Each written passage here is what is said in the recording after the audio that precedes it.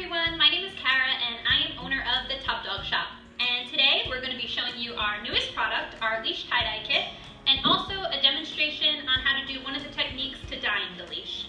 Alright, so let's see what's inside the box. So first, when you open it up, you'll notice right on top is your instructions and techniques. Also 100% cotton rope leash with white hemp twine and nickel hardware, a pair of disposable gloves, soda ash dye fixer, and 4 bottles pre-filled with dye. Alright, so the second step you're going to want to take is a bucket or fill your sink with about a gallon of room temperature water, and then you're going to take your soda ash dye fixer, cut that open, dump it in the water, mix it up, and you're going to let your leash soak in that solution for about 10 minutes. The reason for doing that is the soda ash dye fixer helps the dye set into the leash so that way when you wash it, when it gets dirty, it won't fade. Now we're going to go over our instructions and techniques. So the first thing you're going to want to do is protect your work surface. You're going to want to put it down a layer of plastic. You could just use a plastic garbage bag like I did. If you are using technique 1, which is the squirt bottle technique, or technique 3, the overall color, you are going to want to layer your plastic with a layer of paper towels and also raise your leash off of the surface with a cookie tray or something along those lines. The reason for that is just so the dye won't pool up underneath the leash and make a mess. This can get really messy, so just make sure you protect your work surface, your clothing, anything you don't want to get dyed. The third step you're going to want to take is make sure that you put your gloves on, and you're going to take your dye bottles. You're going to remove the caps from all 4 dye bottles, and you're going to fill them with water to the fill line.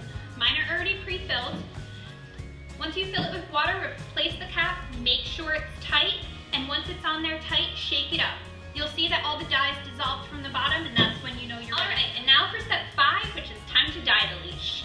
I'm going to be doing technique 2, which is the dye bowls. That's just my preferred technique that I like to do.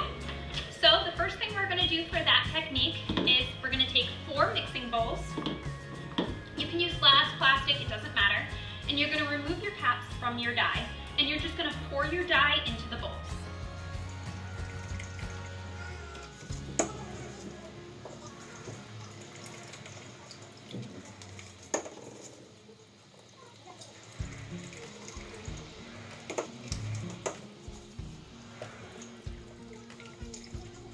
Alright, so for this technique, you're just going to dip the leash into each dye, hold it in there for about a minute, and then take it out and move on to the next color. You should get an idea of how big you want each section to be before you actually dye the leash, because you can do it just 4 colors, or you can dip it a few different times and make it as many colors as you want.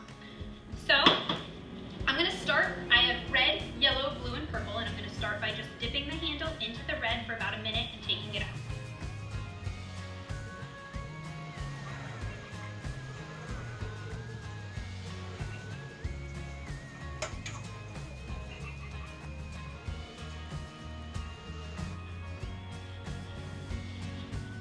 Alright, so once that's been in there for a minute, just pull it out. I recommend having paper towels on hand because the dye may get on your gloves and you don't want to spread it to the next section. So once you pull that out, then you'll take the next part and then dip it into the next color.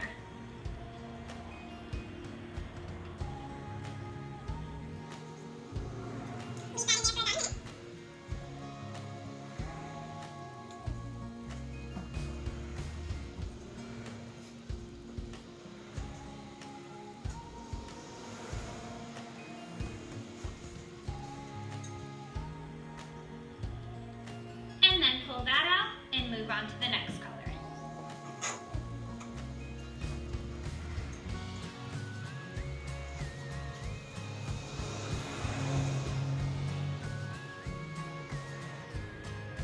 Now you will notice also, especially with the neon and pastel kit, that you will get other colors than just these 4 colors. Once you dip the red into the yellow, you will see some orange in there. And once you dip the yellow into the blue, you will see some green in there, so it will make a full colored rainbow color.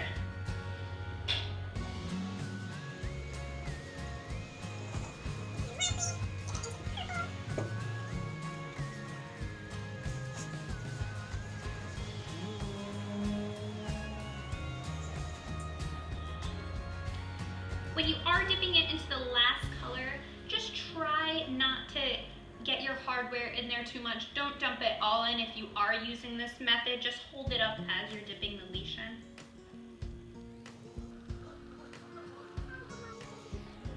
And then just take it out. Now you will notice, once you're done, that sometimes the colors do blend. You might get some green on the yellow. You can just re-dip it, and then the yellow will overpower the green. Just shake it around in there a little bit. If you notice when you're done, if there's any areas that you missed, you can either, one, dip it back in,